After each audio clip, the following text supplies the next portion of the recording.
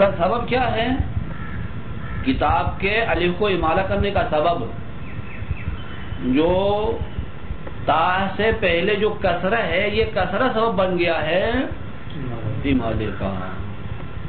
کتاب او یلی حرفا تعلی سکون، کیا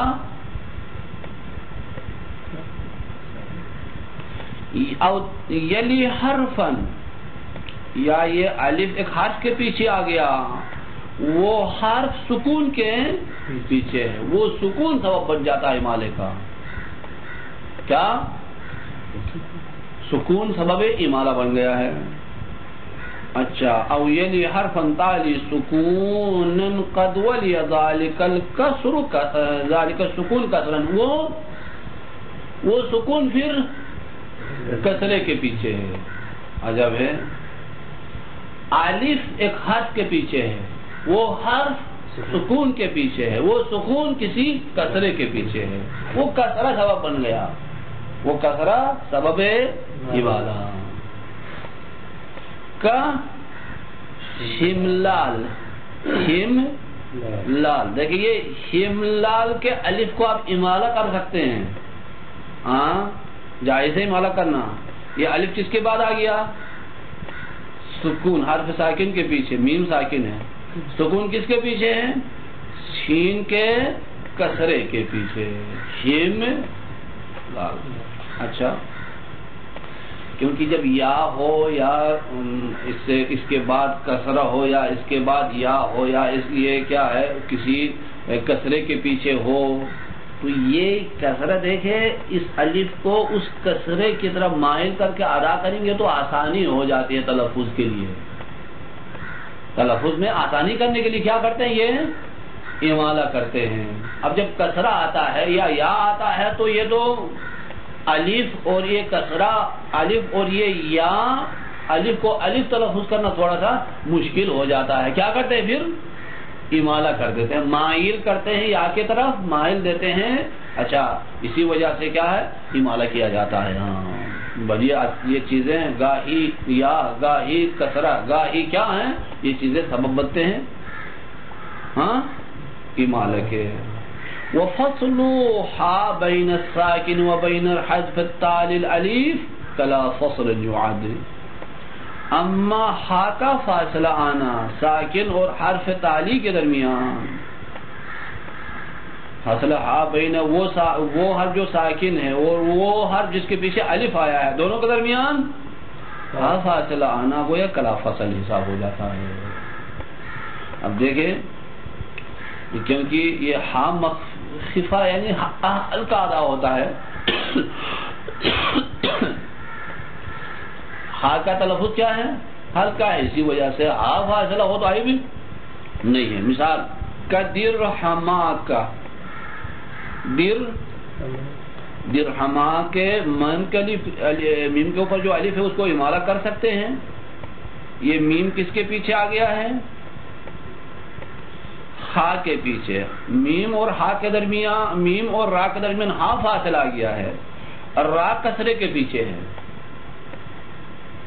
ٹھیک ہے یا نہیں؟ را ساکن ہے، وہ کس کے پیچھے ہے؟ کسرے. دال پر کسرہ، اس کے بعد را ساکن، اس کے بعد ہا، اس کے بعد میم. میم یعنی الف جس حرف کے پیچھے آ گیا ہے وہ اور کسرہ کے درمیان یعنی ساکن حرف کے درمیان ہا فاصلہ آ گیا ہے. یہ ہا کا فاصلہ لا فاصلہ حساب ہو جاتا ہے. ہاں معافی، لہذا اس درہما کے الف کو آپ امالہ کر سکتے ہیں. اگر کسی نے درہما کے الف کو امالہ کیا تو اس کو منع نہیں کیا جائے گا. یہ مثال کا معنی ہے من یمیل لم یصد ای لم یمنع من امالتہ، امالہ سے اس کو منع نہیں کر سکتے ہیں. سمجھ میں آ گئی؟ تقریباً 5-6 چیزیں کیا ہو گئی سبب امالہ ہے. ایک سبب امالہ بعد میں بیان کرتا، اب تک یہاں بیان نہیں کیا، بعد میں بیان کرے گا. اچھا، بعض ہے موانع امالہ، بعض چیزیں کیا معنی بنتی ہیں امالے کے لیے. کیا ہے وہ حروف الاستعلاء. حروف استعلاء اچھا وہ حرف الاستعلاء حروف یعنی تمام حروف استعلاء وہی مجموعۃ قذ خص ضغط قذ خص ضغط اس میں جو حروف ہیں یہ سارے حروف استعلاء ہیں یہ معنی بنتے ہیں امالہ سے. اچھا یکف یہ یعنی کیا ہے؟ یکف یعنی یہ حرف استعلاء منع کرتا ہے. کس کو منع کرتا ہے؟ مظہرا من کسر او یا عن الامالہ. لیکن سبب امالہ کیا تھے؟ گاہی کسرہ ہوتا تھا گاہی یا ہوتا تھا. اب یہ یا اور کسرہ گاہی ظاہری ہے گاہی تقدیری ہے مخفی ہے. کہتا ہے کہ یکف منع کرتے ہیں مظہر کو وہ کسرہ اور وہ یا جو ظاہر ہے ان کو امالہ کرنے سے کیا یعنی ان کو سبب امالہ بننے سے منع کرتے ہیں. اچھا کیا ہوا؟ یکف مظہرا من کسر و یا وہ کسرہ اور وہ یا جو مظہر ہے ظاہر ہیں ان کو سبب بننے سے منع کرتے ہیں سبب امالہ بننے سے منع کرتے ہیں. بخلاف الخفی اما وہ کسرہ اور وہ یا جو خفی ہے اس کو سبب امالہ بننے سے منع نہیں کرتے. بخلاف الخفی منہما من یعنی کسرہ اور یا میں سے جو مخفی ہے ان کو منع نہیں کرتے ہیں. کل کسرۃ المقدرتی جیسے وہ کسرہ جو مقدر ہے. اچھا وما اذا اتا الفها ان یا اور وہ کیا ہے الف جو یا سے تبدیل ہو کر آ گیا ہے اس کو کیا ہے منع نہیں کرے. مثلا خا دیکھیں خا آ گیا حرف استعلاء بھی ہے. یہ الف ہے امالہ الف کو امالے سے منع نہیں کرتا کیونکہ یہاں سبب امالہ کیا ہے؟ الف اصل میں واو پر کسرت کسرہ یہ تقدیریہ ہے یہ معنی نہیں ہے. یا پا با پا با تا اگرچہ حروف استعلاء سے اس الف کو امالہ ہونے سے منع نہیں کرتا کیونکہ یہ الف اصل میں یا ہے یا سے بدل ہو کر الف آ گیا. اب یہ یا یہاں سبب امالہ ہے لیکن کون سا یا سبب امالہ ہے؟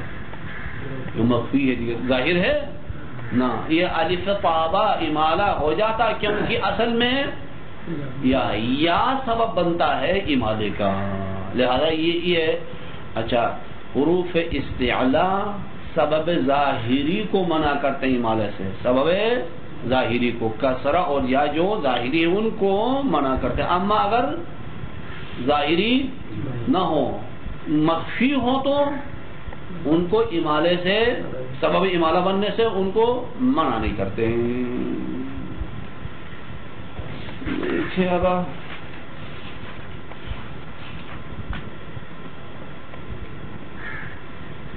کافی ہے